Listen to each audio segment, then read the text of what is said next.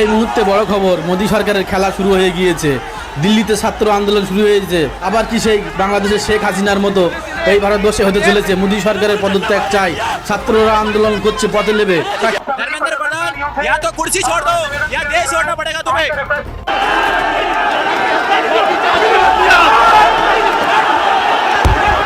ভারতে ককরোচ জনতা পার্টির long March to parliament কেন্দ্র করে রণক্ষেত্রে পরিণত হয়েছে রাজধানীর নয়াদিল্লির রাস্তা। সোমবার নিষেধাজ্ঞা ও ব্যারিকেড উপেক্ষা করে হাজার হাজার বিক্ষুব্ধ শিক্ষার্থী এবং তরুণ রাজপথে নেমে এলে তাদের ছত্রভঙ্গ করতে লাঠিচার্জ ও কাঁদানে গ্যাস ছোড়ে পুলিশ। সবাই এক হয়ে গেছে ভারতীয় এই পরিচয়ে। আজকেই হয়তো সিদ্ধান্ত হয়ে যাবে যে উনি পদত্যাগ করছেন কি করছেন না, কিন্তু আন্দোলনকারীদের তো এখন ডিমান্ড প্রধানমন্ত্রীকে পদত্যাগ করতে হবে, কারণ ক্ষোভ বাড়ছে। बीजेपी कोई सरकार नहीं, वो सिर्फ देश का गद्दार है। सरकार अगर होती तो समाज के लिए काम करता, भाई जो है वो है। सरकार होती, सरकार का मतलब समाज के लिए काम करना, सरकार का मतलब है किसानों के लिए काम करना, औरतों के लिए काम करना, पुरुष के लिए काम करना, शिक्षा पे काम करना, चिकित्सालय पे काम करना। দিল্লির মসনদে আজ কম্পন ধরে গেছে। যে রাজপথ ক্ষমতার অহংকারে গমগম করে, সেই রাজপথ আজ উত্তাল লক্ষ হাজার যুবকের হুঙ্কারে। ইতিহাসে এই প্রথমবার আমাদের জেনজি, আমাদের দেশের তরুণ সমাজ সোজা দিল্লির যন্তর মন্তর স্তব্ধ করে দিয়ে সংসদ ভবন ঘেরাও করে ফেলেছে। সুপ্রিয় দর্শক, ভিডিওর শুরুতে বিশেষ কিছু অংশ দেখেছেন।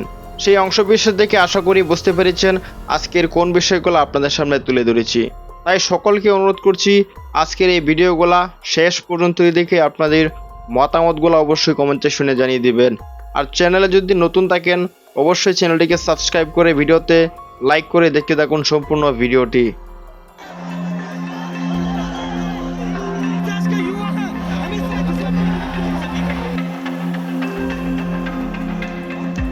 ধোঁয়ায় আচ্ছন্ন চারপাশ, ছত্রভঙ্গ হয়ে ছুটছেন আন্দোলনকারীরা। বাতাসে ভেসে আসছে ক্ষোভ আর প্রতিবাদের স্লোগান। এটা যুদ্ধক্ষেত্র নয়, এই দৃশ্য ভারতের রাজধানী নয়াদিল্লির রাজপথে নেমে আসা পুলিশি নির্মমতার। এনইইটি পরীক্ষার প্রশ্ন ফাঁস এবং শিক্ষা ব্যবস্থার দুর্নীতির বিরুদ্ধে নিজেদের ভবিষ্যৎ বাঁচাতে হাজার হাজার শিক্ষার্থী যখন সংসদ অভিমুখে পদযাত্রা করছিল, তখনই তাদের ওপর ধেয়ে আসে মোদির পুলিশ বাহিনী, টিয়ার গ্যাসের সেল ও বেপরোয়া লাঠিচার্জ। গুড়ি গুড়ি বৃষ্টির মাঝেই যন্তর মন্তরের মোড় মুহূর্তের মধ্যেই রূপ নেয় রণক্ষেত্রে। শিক্ষার্থীদের আত্মরক্ষার আকুতি উপেক্ষা করেই পুলিশ তাদের তাড়িয়ে দিতে শুরু করে এক নির্মম অভিযান।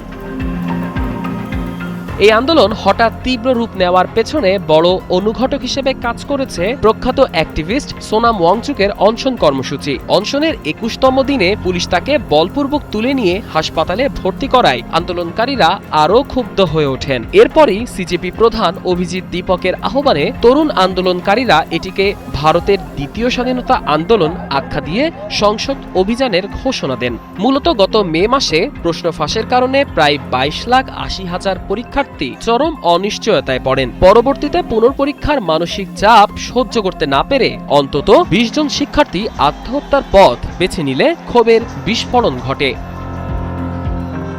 বিক্ষোভকারীদের মূল দাবি শিক্ষামন্ত্রী ধর্মেন্দ্র প্রধানের অবিলম্বে পদত্যাগ এবং শিক্ষা ব্যবস্থার আমূল সংস্কার। এদিকে আন্দোলন রুখতে মধ্য নয়াদিল্লির ইন্টারনেট সংযোগ বিচ্ছিন্ন করে দেয় প্রশাসন। গুড়ি গুড়ি বৃষ্টি আর পুলিশের বিশাল ব্যারিকেড ভেঙে শিক্ষার্থীরা এগোতে চাইলে শুরু হয় সংঘর্ষ। আন্দোলন দমাতে সাজোয়া যান ও আধাসামরিক বাহিনী মোতায়েন করে একের পর এক টিয়ার গ্যাস ছোড়া হয়। সংঘর্ষের মাঝেই আন্দোলনকারীরা ক্ষোভ প্রকাশ করে বলেন, আমাদের দেশ এমন এক সরকার পাওয়ার যোগ্য যা তরুণদের কথা চিন্তা করবে, ভবিষ্যৎ আমাদের, এই রাজনীতিকদের নয়। বিরোধী দলনেতা মল্লিকার্জুন খাড়গে সংসদে দাঁড়িয়ে মোদী সরকারের বল প্রয়োগের তীব্র সমালোচনা করলেও মোদী প্রশাসন আন্দোলনকারীদের বিশৃঙ্খলা সৃষ্টিকারী বলে উড়িয়ে দিচ্ছে। সব মিলিয়ে ২২ লক্ষাধিক শিক্ষার্থীর জীবন অনিশ্চিত হয়ে পড়া আর পরপর একাধিক শিক্ষার্থীর আত্মহত্যার ক্ষোভ এখন ভারতের মসনদ কাঁপিয়ে দিচ্ছে। সিজেপি স্পষ্ট জানিয়ে দিয়েছে, শিক্ষামন্ত্রী ধর্মেন্দ্র প্রধানের পদত্যাগ এবং এই স্বৈরাচারী আচরণের জবাব না পাওয়া পর্যন্ত তারা রাজপথ ছাড়বে না। টিয়ার গ্যাস আর লাঠিচার্জ দিয়ে কি কোটি কোটি তরুণ শিক্ষার্থীর লড়াইকে সত্যি স্তব্ধ করতে পারবে মোদী সরকার, নাকি ওয়াংচুকের অনশন আর দিল্লি রাজপথের এই আন্দোলন ভারতের রাজনীতিতে নতুন কোনো অভ্যুত্থানে জন্ম দেবে, তা এখন দেখার বিষয়।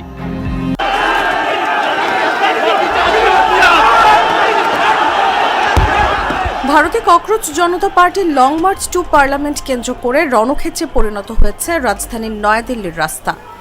সোমবার নিষেধাজ্ঞা ও ব্যারিকেড উপেক্ষা করে হাজার হাজার বিক্ষুব্ধ শিক্ষার্থী এবং তরুণ রাজপথে নেমে এলে তাদের ছত্রভঙ্গ করতে লাঠিচার্জ ও কাঁদানে গ্যাস ছোড়ে পুলিশ। মূলত মেডিকেলে ভর্তি পরীক্ষার নিটে অনিয়ম ও দুর্নীতির অভিযোগে ভারতের কেন্দ্রীয় শিক্ষামন্ত্রী ধর্মেন্দ্র প্রধানের পদত্যাগের দাবিতে এই আন্দোলনের ডাক দিয়েছিল সিজেপি।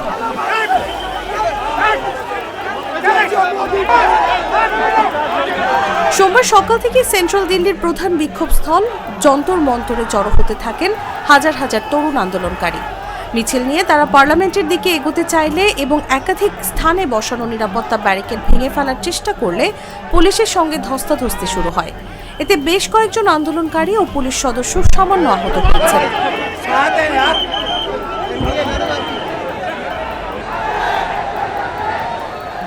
পরিস্থিতি নিয়ন্ত্রণে আনতে মধ্য দিল্লির বেশ কিছু এলাকায় সাময়িকভাবে মোবাইল ইন্টারনেট পরিষেবা বন্ধ করে দেওয়া হয়। পরিস্থিতি উত্তপ্ত হয়ে উঠলে ককরোচ জনতা পার্টির পক্ষ থেকে এক জরুরি বার্তায় সমর্থকদের শান্ত এবং অহিংস থাকার আকুল আবেদন জানানো হয়। I wanted to stand with the protest.